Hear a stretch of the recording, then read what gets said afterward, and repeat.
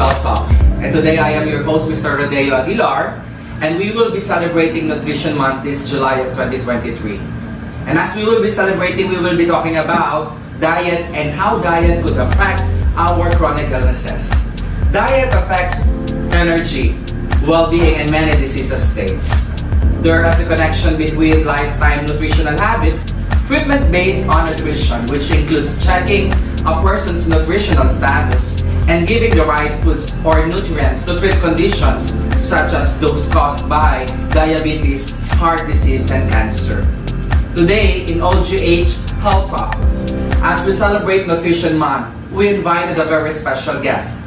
Our special guest is a graduate of Master in Hospital Management from Emilio Aguinaldo College, Diploma in International Health from University of the Philippines, Doctor of Medicine from University of Santo Tomas, Bachelor of Science in Nursing in University of Santo Tomas, and currently he is our family medicine consultant at Olivarez General Hospital, and at the same time as a clinical associate professor from the UP College of Medicine, and also currently the Vice Chair of the Department of Family and Community Medicine at the Jose Reyes Memorial Medical Center. Let's all welcome our very own Dr. Peter Julian A. Francisco, or also known as our Doc PJ.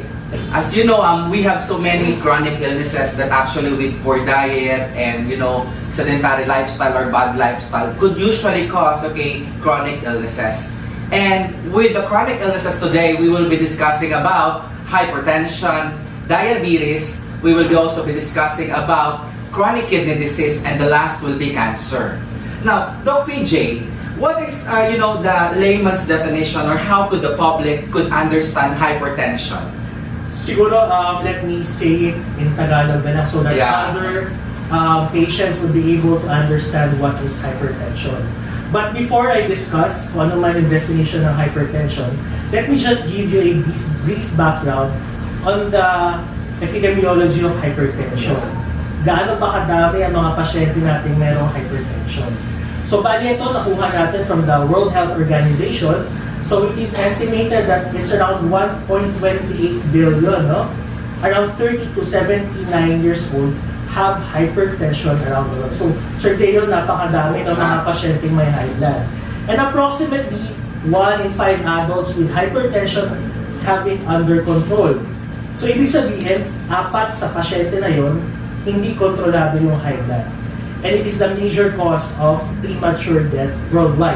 Bakit natin nasabi ng cause of premature death worldwide? Well, basically, it's one of the most undiagnosed cases of chronic illnesses in our society. And according to the International Society of Hypertension, it is actually the #1 contributing risk for global death. Again, around 10 million people die each year because of hypertension, and only half of the people with high blood are aware of it. Ikaw, Sir Tayo, aware ka ba? Actually, I also experience, I am also a hypertensive individual, and that is true. You will not know hypertension unless, you will be experiencing so many complications, and that is why most of our books define this as a silent killer. Yes, I agree, it's a silent killer. And if you're going to look at the blood pressure of our patients who are diagnosed with hypertension, they actually have blood pressure of greater than or equal to 140/90. Sobrang taas, no? Sobrang taas, sir. It is actually based on the definition of the International Society of Hypertension and even the European Society of Hypertension, and even the local guidelines would suggest that the cutoff for hypertension is around 140/90. Oh, Doc. Okay. So, as a family medicine consultant, I know that you are more expert when it comes to public awareness. Usually go to health centers to educate really individuals. And I do believe that health promotion, and this is prevention, is better than curative and rehabilitative. Though, on your perspective, as a part of our celebration for the Nutrition Month, what are the examples or what are your suggested foods that will really prevent hypertension? Okay. So it's a good thing that we're doing this talk. I would like to congratulate the Olivarez General Hospital for advocating this kind of activities and to be able to educate our patients. But first and foremost, in terms of prevention, so ano nga ba yung mga foods that can actually avoid hypertension or probably prevent in having hypertension. Okay? First, we have to advocate the use or intake of fruits and vegetables. Second, we advise our patients to eat whole grain, so yung mga more on fiber. Next, we have lean proteins, okay? Followed by your low-fat dairy, so mga yogurt, etc. So low-fat, so meaning you have to get the skim milk kasi yun yung less fat contents. And then nuts and seeds. In terms of salt intake, so kasi nauso yung mga delivery lately, no? Yung mga express delivery because of COVID-19. The American Heart Association actually recommended salt intake of not more than 2,300 milligrams per day. Okay? In relation to salt intake, processed foods, including the ones that are in can, actually have high salt content. So it is actually advised that our patients should avoid processed foods. And then lastly, sugary drinks. No? When it comes to sugary drinks, we advise to have it less than 67 grams per day. So those are the things that we have to avoid in order to prevent having hypertension. Okay. That's a nice information, very basic, easy to understand by our viewers and also our patients. Now, alam natin, okay, akala natin sa mga processed foods, canned goods, sardinas, but processed foods also includes yung mga nabibili natin ng mga tusino, lalo sa palengke, lalo na yung mga bagoong, Naku, masarap pa naman yan, sir. Di ba?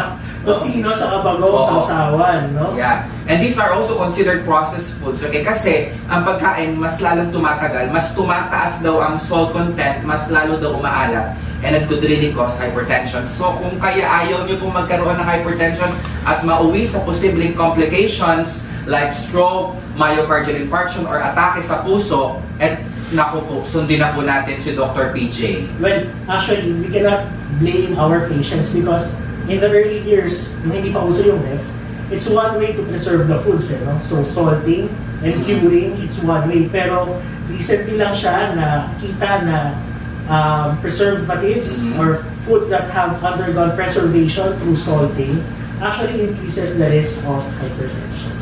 Thank you so much, okay, Doc PJ, for sharing your insights and also as a doctor, helping our patients know what are the foods that they need to avoid to prevent hypertension and its complication. Now, Doc PJ, meron akong naririnig about pinggang Pinoy, Tagalog na Tagalog. Yes. Ano ba yung pinggang Pinoy na yan? Well, tingnan natin yung sinabi ko kanina, whole grains, low protein. Yeah. If you're going to explain that to ordinary patients, hindi nila maintindihan yun. So the Department of Science and Technology, FNRI, actually devised yung tinatawag natin na plating method. So ito yung pinggang Pinoy. It's an easy way to help our patients understand kung ano talaga yung appropriate diet that will help prevent them from having chronic diseases. So if you're going to look at the pinggang Pinoy, you have to divide your plate into 4.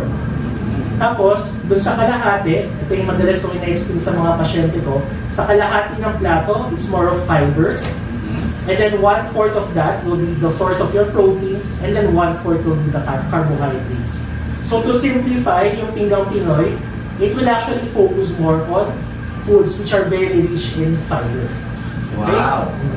So sabi nga natin kanina, based on your suggested food, mas marami dapat ang gulay at prutas kaysa sa mga karne. At kung gusto mo magkarne, pwede siguro mga seafoods, ang preferred choice natin. Pero please, nagkakaroon tayo ng mga misconception. Kumakain nga ng isda, pero ang kinakain isda, tuyo, tinapa, mataas ang salt niyan. So we need to correct that. Now, pero siguro, you're trying to look at the economic value. So minsan kasi yun lang yung ma-afford talaga ng patient, yung mga preserved foods. So siguro, one way to help them choose the appropriate food, siguro piliin na lang talaga kung ano yung swak sa budget at pinaka-okay kainin. Okay. So I think, one of also of the advice of our nutritional council is not only for us to select delicious food, masarap, but also for us to be knowledgeable on how to read the nutritional facts of every foods that we will be eating or we will be choosing. So thank you so much, Dr. PJ, for sharing your insights. I've learned so much, about hypertension, I've learned so much of what of the foods that we need to avoid to prevent hypertension. And lastly, nakakatuwa, may pinggang Pinoy. At ang pinggang Pinoy na yan, hahatiin mo sa dalawa para kahit papaano ay balanced diet tayo. Thank you so much. Okay, we will be coming back, okay, on our next, segment. In our next segment, we will be discussing, more of the diet on how to prevent chronic illnesses. Again, this is OGH Health Talks.